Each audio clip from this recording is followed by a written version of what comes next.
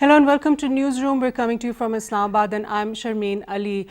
Today we'll be talking about the coronavirus pandemic. Overall, what we're seeing is everything in the world is different now from how we knew it before. And when this is all over, where is it going to lead in the global power dynamics, in the new world order that people are expecting after this? We've seen there shifting relations between countries. We're seeing that China has been taking the lead as far as healthcare is concerned. They actually detected, caught, and then sorted out the problem of the COVID-19 virus in their country relatively quickly in a matter of a couple of months, around 2 months, 3 months.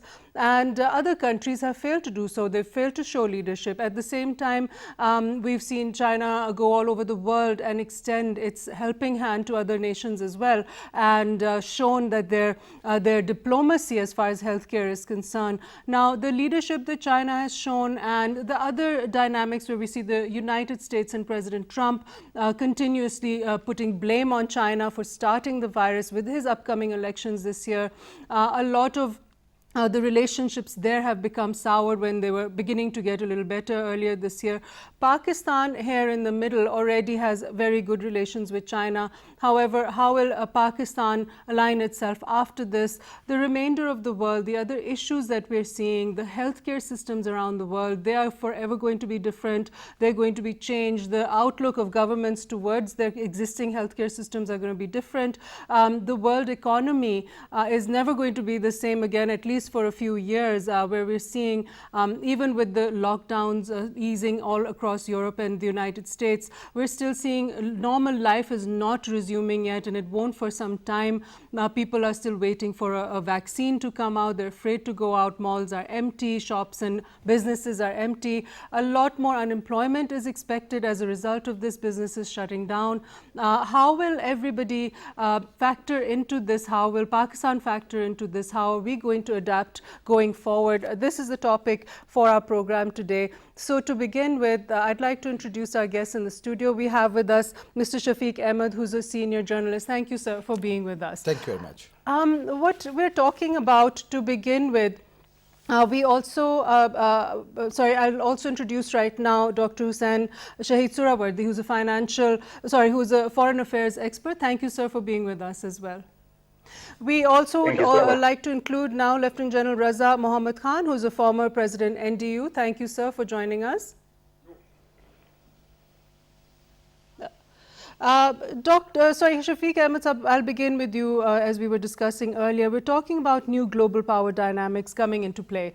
It's very clear what's been happening, and then there's a lot of conspiracy theories that it was orchestrated this way, etc. Whether what happened or didn't happen and how this started, it is here. And after this coronavirus pandemic is over, what scenario do you think we're going to see with the new rearrangement of power dynamics in the world? Look, there are many dynamics of when we talk about the post-corona environment in the world. There will be a lot of changes.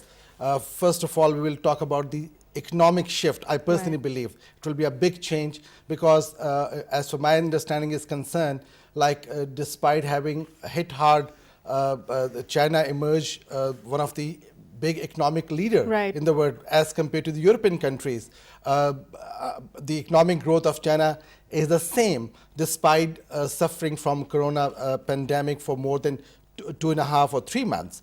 I personally believe there will be a big economic shift, and the way of adopting different economic technology. My understanding is that there will be more changes in the purchases, especially the online purchases will be increasing in everywhere in the world. There will be more online shopping as compared to going to the shops and buying something. So there will be a big change. And the other thing is that those countries who have a best healthcare system, that model will be adopted. So I think that China has got the lead in the world to overcome this pandemic. So probably a lot of countries will follow the Chinese model to control a pandemic or health or to improve the healthcare system, because this pandemic has exposed or made clear the actual healthcare system in the world. Like there are some flaws, so they will try to overcome that flaws in the health care system. Right, absolutely. General Reza, now coming to you, I'd like to ask you this, that there'll be changes in South Asia as well. What do you see as far as the regional dynamics are concerned taking place in South Asia? Bismillah Rahman. First of all, I'd like to General Reza, are you with us at the moment? Yes, can you hear me? Yes, now we can hear you. What do you see happening with South Asia following the end of this pandemic, whenever it may be? We were talking with our studio guests about the new world power dynamics. What do you think South Asia's role will be? How do you see it changing in the upcoming future? First of all, I'd like to talk about, generally the predictions world over, which most of which are applicable to this region, South Asia and to Pakistan. And because I'm an optimist, so therefore I'd like to believe in one of the predictions which says that the world will soon pass the peak, although true recovery will take some time. So I tend to agree with this prediction, and this includes South Asia and also Pakistan. Of course, there is a lot of forecasting about the economy, and it is being said that the economies would eventually recover, and it could take a U shape or a V shape or a W shape. I tend to agree with the W shape, and subsequently, if you have time, I think we can discuss about that. We have the issues both globally as well as regionally about domestic unemployment. That is an issue, I think, which is being faced by everyone, particularly in the SAARC countries. The aviation industry and the transportation industry in particular, it is being very hard hit, and I think all government in South Asia, they should be now looking at how to save and salvage these two agencies. There are these petro states, in the Middle East and in the Gulf. We know that the prices of oil, they are the lowest now in history, and so is the price of LNG. So while for those countries, it is a serious issue, but it can give some consolation to states like Pakistan, who are not too much dependent on that. And probably, we will be able to, our economy will be able to absorb some of the shocks because of that. We also have the issue of the Afghan refugees here, and they return back because in the long term, eventually, their burden, we cannot bear their burden for a very long time. We have, hostile neighbor on our east, and it was today that the United Nations Secretary General has appealed to the whole world for a global ceasefire for at least 90 days. I hope sense prevails and India takes this very, very seriously. Not only that, but it should declare a ceasefire against the Kashmiris. It should declare some kind of a ceasing of hostilities against all its minorities, particularly the Muslims. And, as we were saying, this is an issue of multiple security dimensions. There is an issue of human security. There is an issue of, and I'm talking of the physical security of humans because of the state of health. The economic security is there, and the psychological or the mental security, because the scare and the fear of the pandemic can and is suppressing the human bodies and the responses and the immune systems. Therefore, I think the media and the leaders of the world and in the region, they have to play a very vital role so that people are not unnecessarily scared of the consequences. At the same time, they're convinced that they must take all the necessary precautions. Of course, we are talking now of the cure and also the vaccination for that. They have to actually emphasize on an issue where the cure and also the vaccination is not only found quickly, but it should be an affordable cure and vaccination for the South Asian countries. I think overall, I would say that as Pakistan, I think we have overcome many challenges in the past. This, of course, is a very serious challenge. But I think together with the government, with the National Command and Operation Center, the NDMA, the provinces and the people of Pakistan, the armed forces, the doctors, I think we will be able to overcome this challenge, and Right. inshallah we will emerge more resilient from this. Right. General Sir, please stay with us. Dr. Hussain Shahid Suhrawardy, your input in this. We are just talking about all the global dynamics that are due to change. The General Raza has talked about the conflicts around the world. We saw the UN Secretary General asking for a halt, a suspension for 90 days of all conflicts all over the world. However, that call was not heeded, and even that matter is stuck in the UN right now. It's not moving forward. So we're seeing places like Kashmir where things have gotten worse. We're seeing places like Afghanistan where recently things have also flared up more, where at a time when countries should be working together to fight a common enemy, there are still conflicts going on between nations. Very rightly stated. Your introduction was wonderful because you encompassed almost all parts of the issue that is at the moment prevailing in the world. Let me categorize few things. Number one, health sector of the entire world collapsed. None of the models of any country is at the moment a success story. Even Chinese system collapsed simultaneously with others. Yes, they recovered to an extent, and that was because of precautions. But it exposed, it mentioned that all of us we were living really quite positively regarding our health sector. It is European, American, Chinese, or Eastern European, whichever we just name it, and we will see that none of them has survived, which means that there is a lot to work in that. Numerous kinds of disturbance come in human history. For example, there are political revolutions, and then it affects the entire world. Sometimes it is economic disturbance, and that disturbs the entire world, and at times it is social problems. This time, it's quite interesting that health and a disease has affected, and therefore we see that afterwards, world will not be the same as it was in pre-corona era. What would be the repercussions and what would be the changes? General Saab has given a very positive picture of post-corona era. I don't find it that positive, but at the same time, the first speaker who is sitting with you is talking, is giving some success stories of few countries. I hear even those are quite oversimplified. I believe after the corona crisis, we will be in an absolutely new shape. We will have our economy to be repaired. We will have our health sector, social sector. Let me encompass everything in which there would be education, health, and certain other aspects of similar kind. They would be that would be encompassing social sector, everything of that kind. And of course, I must mention that political scenario of different countries will also be compromised.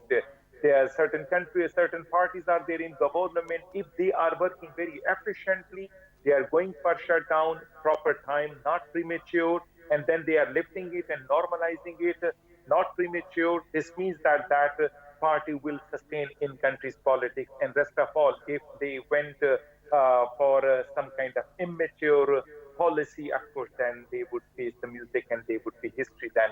Right. I'm now going to come back to General Raza briefly. General Saab, I wanted to ask you now, we're seeing in this, during this pandemic and even otherwise, issues such as the Kashmir issue and the issue for the Palestinians and Israel, everything, all of those issues are going sort of into the back burner. We're seeing more aggression over there. India has gotten more of an excuse to blame Muslims for the virus and their being more heavy-handed by the with the Muslims over there. As far as Kashmir is there, we're seeing both in Kashmir and Palestine, we're seeing that there's force that's used, and then everybody makes a lot of noise, and then things just get brushed under the carpet, and the issues just go on for years and years. And then on top of that, India has shown a more aggressive stance towards Pakistan during all of this, as if they're posturing sort of for a conflict. We're seeing their political leadership, we're seeing their military leadership make very, very strong statements.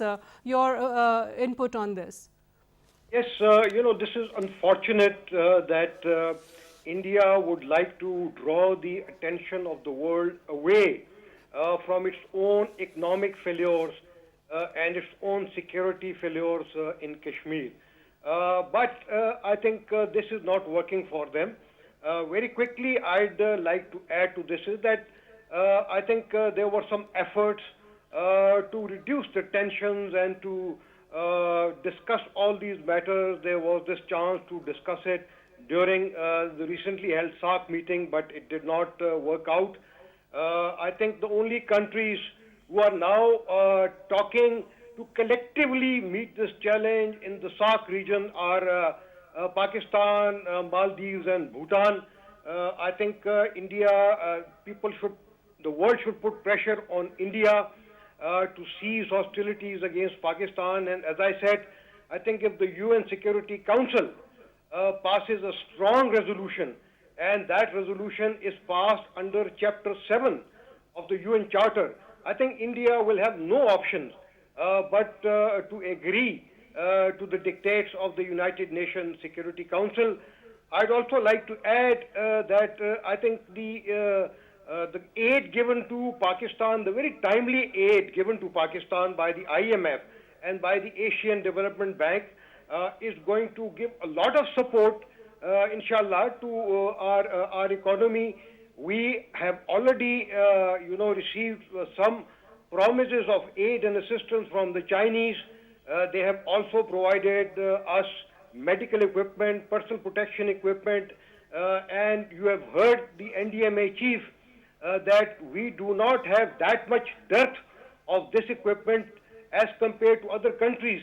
And I think it was only 2 days back that he was saying that we have sufficient equipment, medical supplies for at least 1 month, and that we have gained sufficient time to meet this challenge.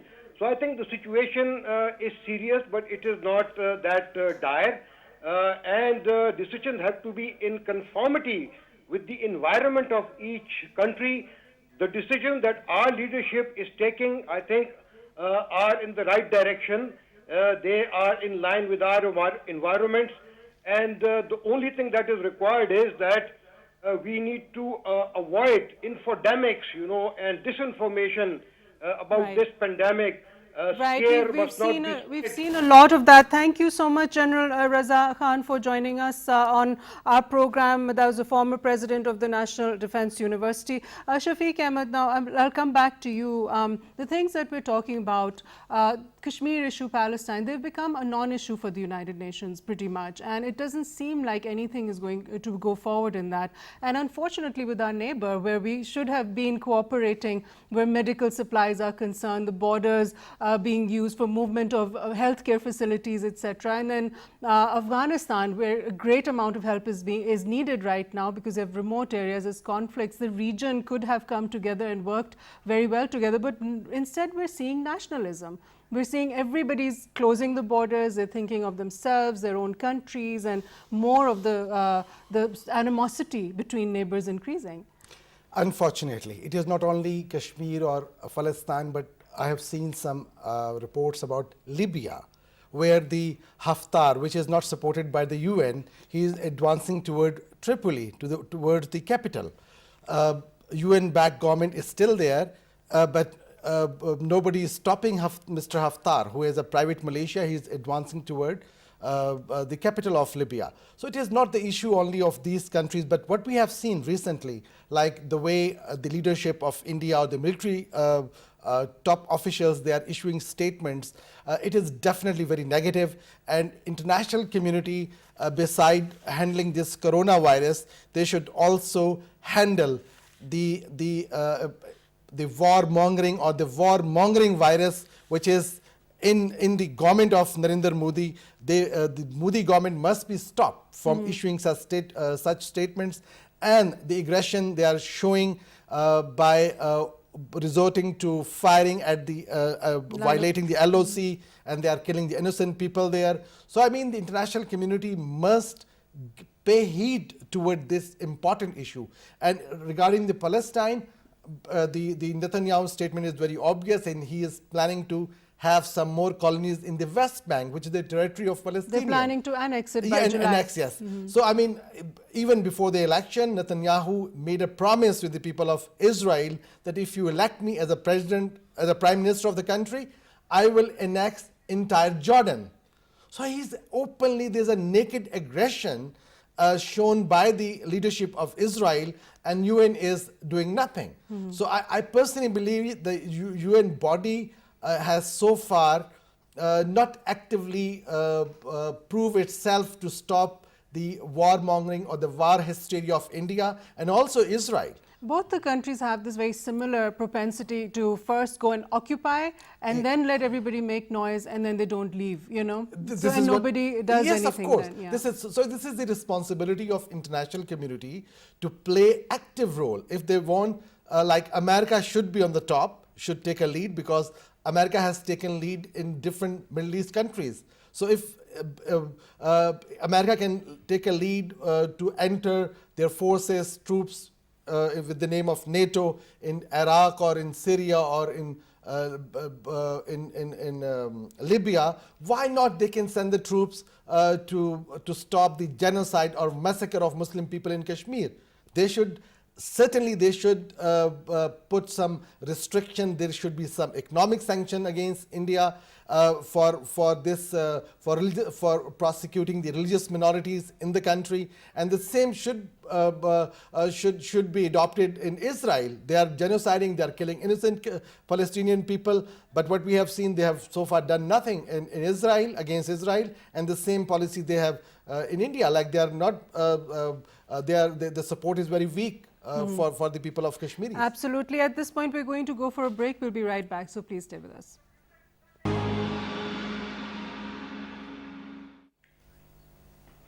Welcome back. We were talking about the changing global power dynamics after the coronavirus pandemic. We have with us on Skype Dr. Hussain Shahid Suhrawardy, who's a foreign affairs expert.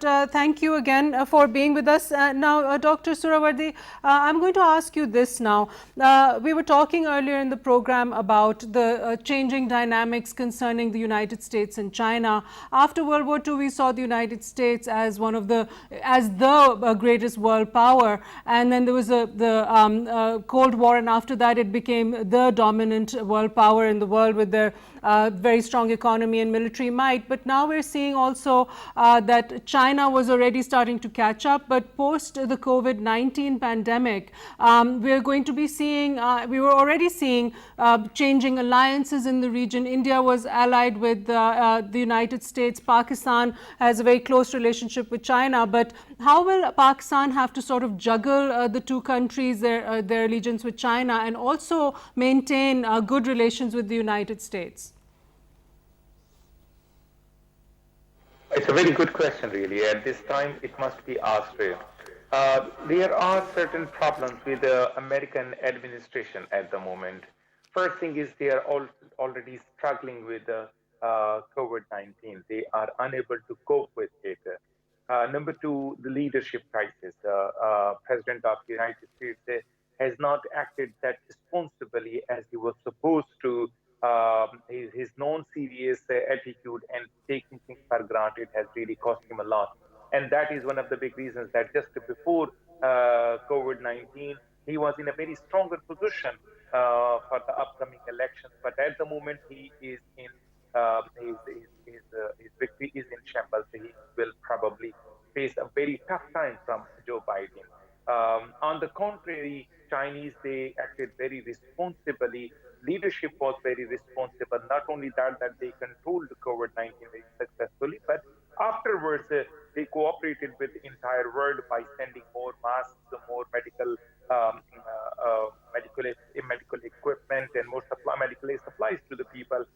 this way they showed themselves that they are a force, they are a rising force. Let me say once again this thing that China is not rising now. By 2020, it was already witnessed in 2015, back 5 years back, that by 2020 China will be the best economy of the world. So if China is acting very responsibly, if Chinese economy was growing very swiftly, very quickly, it shouldn't be a news to us. It shouldn't be a surprise to us. Second thing. Third thing, now your question, how Pakistan will be shuttling between the two, how Pakistan will be keeping the balance. Remember that in the past, we always tried to favor one at the cost of the other, and that that that that cost us a lot. This is the high time we must dissociate ourselves from this preferring politics. Right now, India is doing the same thing. They are right now into the lap of United States, dissociating themselves from others. That is something that they are gambling with.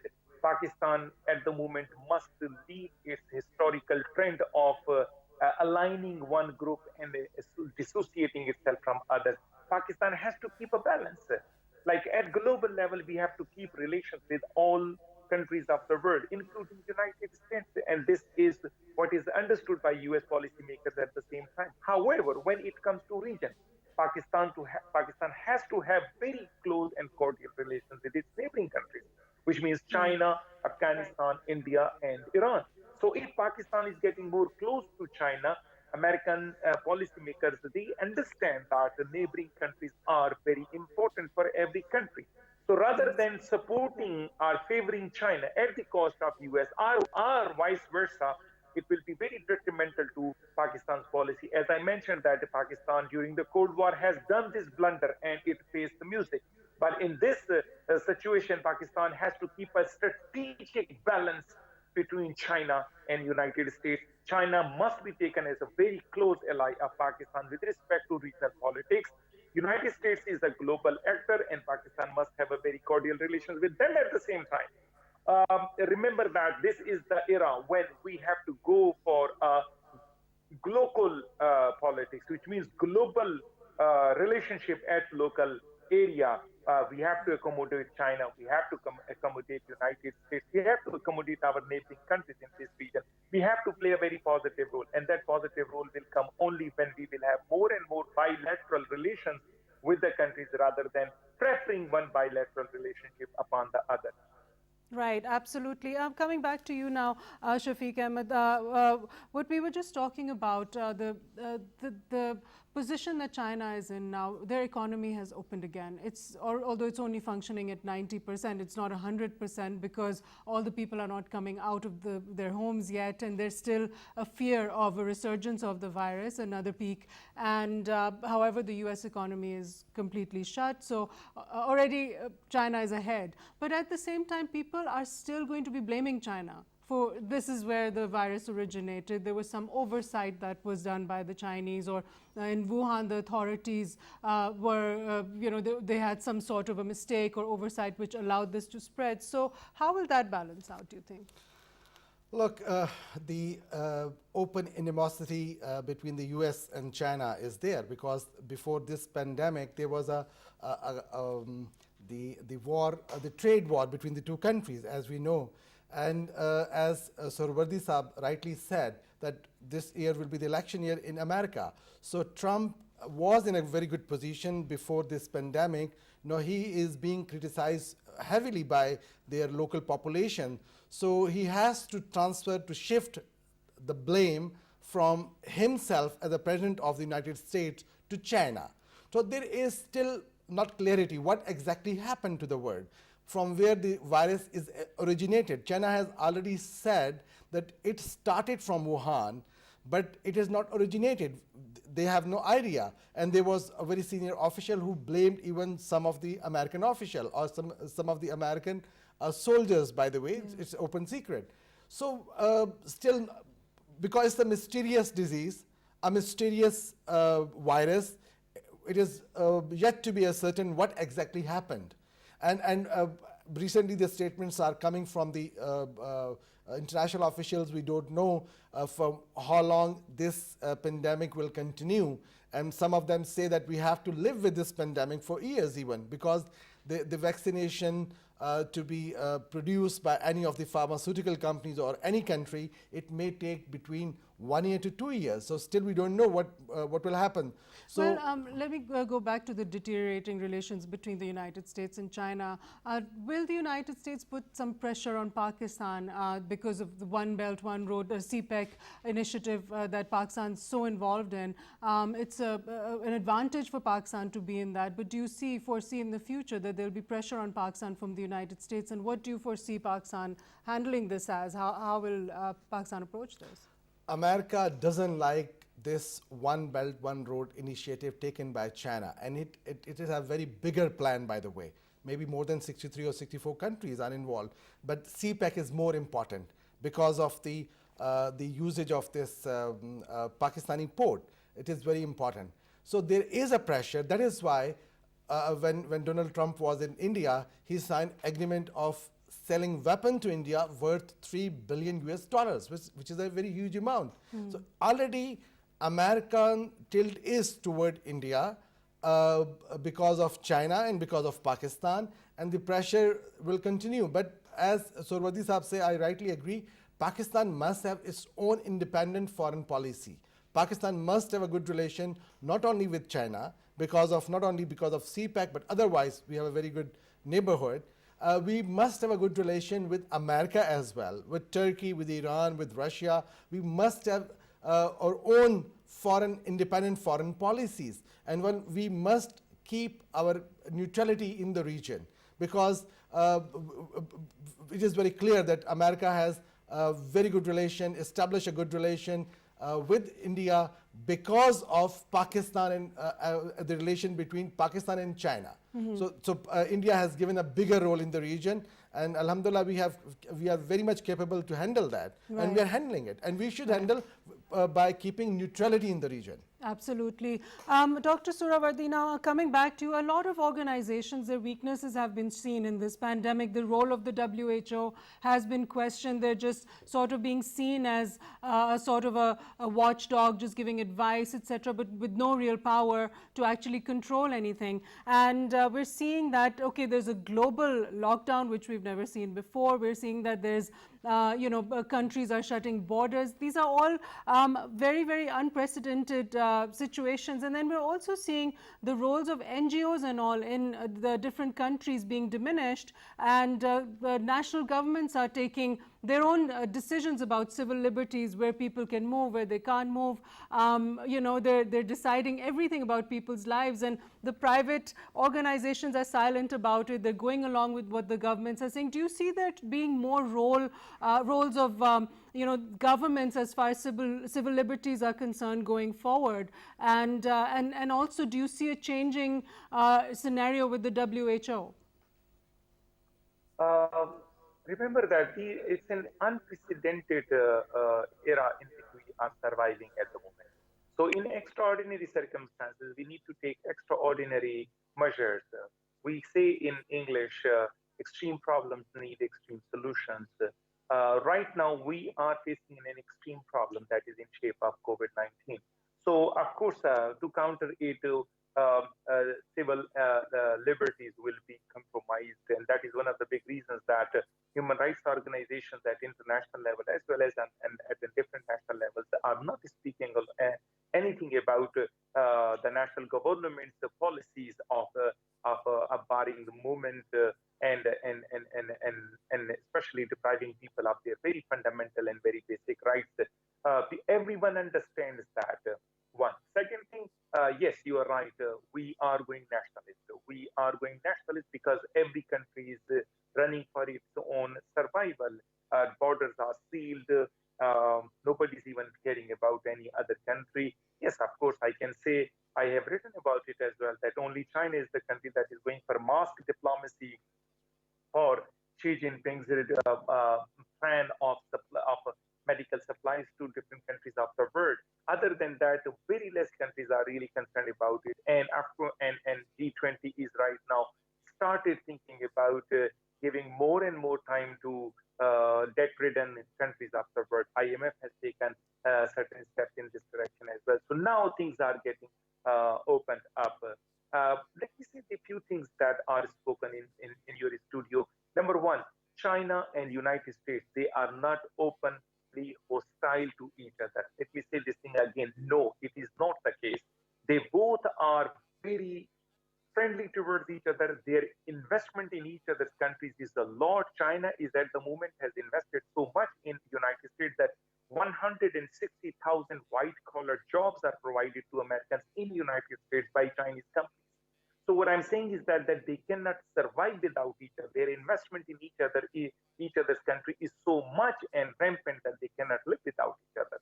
However, Americans are quite concerned about China's prevailing role and its influence in this region where we acted like a rental commodity for United States, and Americans think that this entire region will be slipped away from them because of growing influence of China. That is something a matter of concern for Americans, and of course they are showing their concern in that direction. Number one thing. Number two, there is another thing somebody said in your studio that NATO forces should play some very active role in Kashmir, for that matter in Palestine.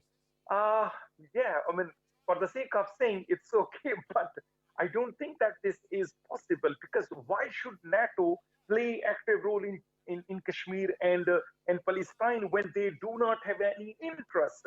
They had interest in Syria, they went for it. They had interest in Iraq, they went for it. They had interest in Afghanistan, they went for it. If Kashmir and Palestine will be that important to America, or for that matter to those countries who are right now military powers and they can play havoc with any nation, they will go for it. Otherwise, not. They have very good relations with India and they will continue with that.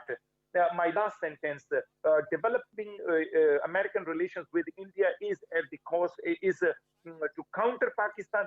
Once again, a big question mark. No, it is not like that. India is a growing economy. Americans are investing in that. It's another thing that they are not taking care of human rights violations that India is committing, not only within its own country, but also in Kashmir. But you know very well that in 1970s with Soviet Union, the Americans raised the human rights question only when they were concerned about it. The moment they were very docile and conducive with each other during detente era, relaxation of tension between Soviet Union and United States, no human rights question was raised vis-a-vis Soviet Union. So was the case with China, and so is the case with India. If Americans, NATO countries, feel that India is serving their interests, they will remain silent vis-a-vis human rights violations inside India. And the moment their interests are achieved, international politics is the politics of national interest. They will be interest-based policies that they will continue vis-a-vis India. Right. So coming back to you now, Shafiq Ahmed Saab. Now, in China was America's one of their largest trading partners. After Canada, was the second largest trading partner. So they can't, like Dr. Suhrawardee was saying, they can't detach themselves from each other trade-wise, and their economies are interlinked, their stock markets, etc. Everything. Now, going forward after the end of this pandemic, we were earlier talking that about there's only going to be a 90% economy that's running right now in China also when it's reopened, meaning that everybody's not coming out, they're not going to those shops and businesses, and due to that a lot of businesses are going to close and there'll be massive unemployment everywhere in the world. So where do you see that headed? What kind of industries? We talked about e-commerce, that we are seeing coming to the forefront, because even in Europe people are not going to malls, wherever is reopening, Dubai, etc. People don't want to go to malls, they don't know what to expect at all. So we're seeing e-commerce coming up a lot. Yes, and what is my understanding that there will be in the coming years, I have no idea, I'm not economist by the way, but I personally believe there will be one global economy and which they will call smart money.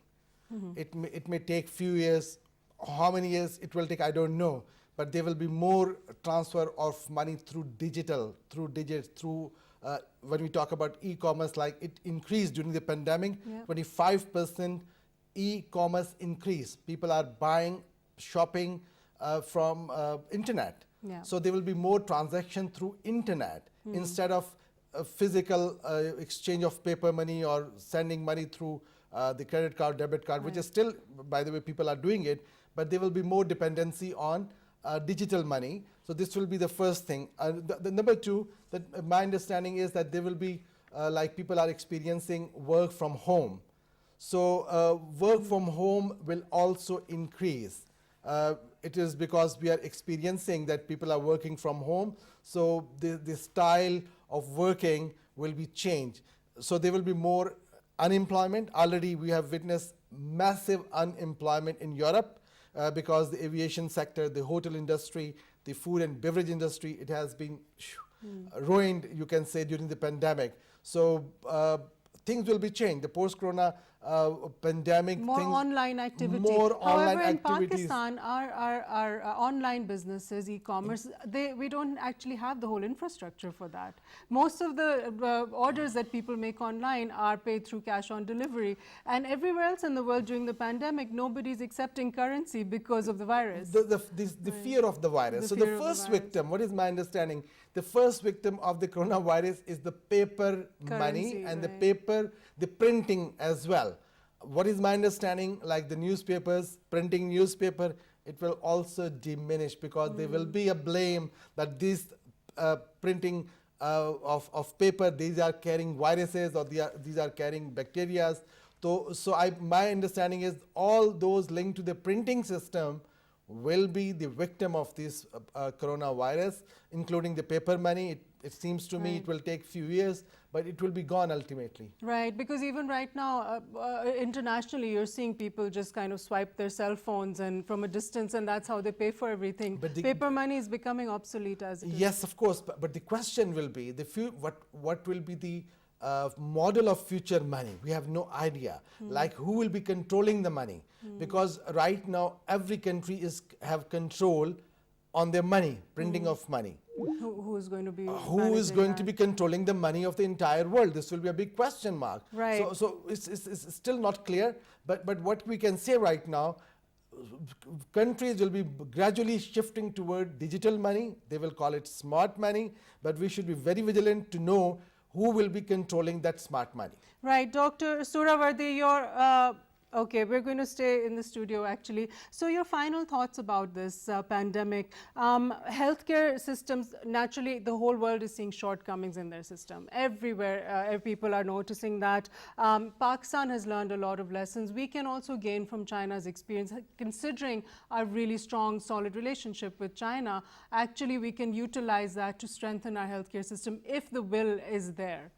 Yes, of course, this is how we can, we should learn from the experiences of other countries. And on the top is definitely South Korea, New Zealand, Sweden. We should learn from their experiences because they have, and even Turkey, like the infected people are more than 140,000, but the death ratio is quite low.